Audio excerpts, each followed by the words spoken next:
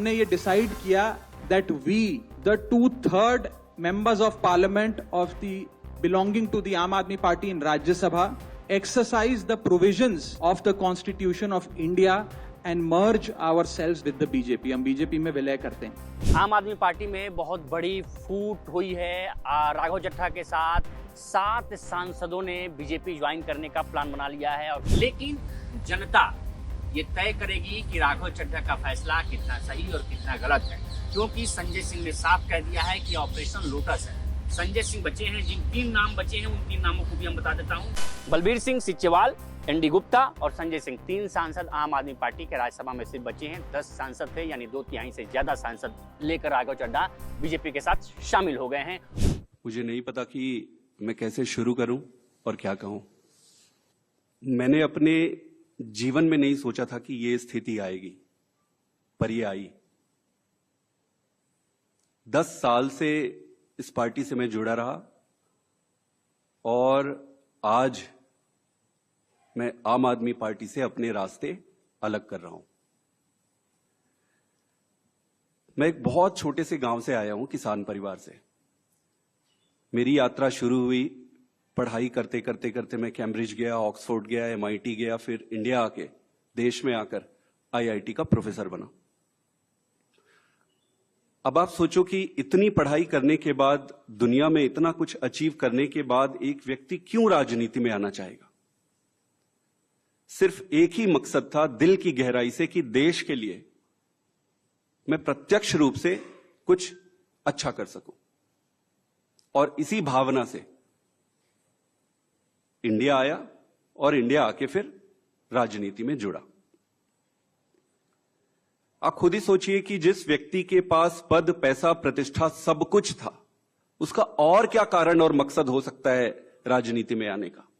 सिर्फ और सिर्फ देश सेवा ही एकमात्र मकसद था। पार्टी ज्वाइन करने की जब बारी आई कि भाई कौन सी पार्टी ज्वाइन करें, तो बहुत सारे पॉलिटिकल पार्टियां थी, बड़ी पॉलिटिकल पार्टियां थी, वेल स्टैब्लिश्ड पॉलिटिकल पार्टीज थी। आम आदमी पार्टी को ही क्यों ज्वाइन किए? ये जानते हुए भी कि पार्टी शुरू हुई है, पार्टी छोटी है, कहीं पर भी जाते, कहीं पर भी काम मिल जाता और आगे जीवन शुरू कर सकते थे। लेकिन उन सब के बावजूद आम आदमी पार्टी को चुना। क्यों चुना? वो इसलिए चुना क्योंकि एक काम की राजनीति, नई राजनीति की बातें कही गई और उसको लेकर आया गया। ये सारी बातों को सुनकर, इन सारी चीजों को देखकर आम आदमी पार्टी ज्वाइन किए। और इन 10 सालों में ईश्वर साक्षी है, मैंने खूब मेहनत की है। न दिन देखा, न रात देखी। घर परिवार सब त्याग के, छोड़ के सब कुछ झोंक दिया, अपने लिए नहीं। आपने देखा होगा कि मैंने कभी भी अपने आप को आगे नहीं किया है। बहुत सारे तो मुझे फर्स्ट टाइम भी देख रहे होंगे या फोटो में ही देखे होंगे। मैंने कभी अपने आप को आगे नहीं किया। क्यों? पार्टी को आगे रखा। कहा जा रहा है कि शायद हो सकता है कि एक नई पार्टी जो पंजाब में इसका माइलेज मिले बीजेपी को, क्योंकि बीजेपी प्रत्यक्ष रूप से पंजाब में बहुत कमजोर है। वो चाहती है कि एक नई पार्टी के तहत, एक नए लीडरशिप के तहत, तो बीजेपी के साथ एसोसिएट करके पंजाब में सरकार बनाए। तो 2027 में पंजाब में चुनाव है, और इसी के तहत पंजाब में ऑपरेशन लोटस के तहत पंजाब के सांसदों को बीजेपी में शामिल कराया गया है। और ये कहा जा रहा है कि हो सकता है कि आने वाले दिनों में एक नई पार्टी का भी गठन हम देख सकते हैं। राजनीतिक गलियारों में एक चर्चा है। लेकिन सवाल ये है कि अगर राघव चड्ढा जो आरोप लगा रहे हैं कि ये निजी पार्टी हो गई है, निजी लाभ के लिए पार्टी चल रही है, अब सामाजिक सरोकार के लिए पार्टी नहीं चल रही है, तो ये राघव चड्ढा से भी सवाल होगा कि आपको इतने दिनों बाद आपको क्यों याद आया कि आम आदमी पार्टी अभी ऐसी पार्टी हो गई है। यही राघव चड्ढा थे जो कभी केजरीवाल को अपना गुरु मानते थे।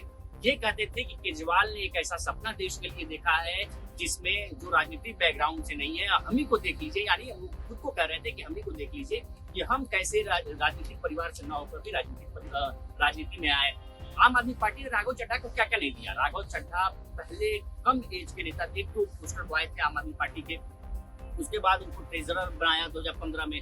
2019 में विधानसभा का टिकट लड़वाया, 2019 में लोकसभा का टिकट लड़वाया, हार गए। 2020 में विधानसभा का टिकट दिया, जीते, फिर राज्यसभा भेजा राघव चड्ढा को।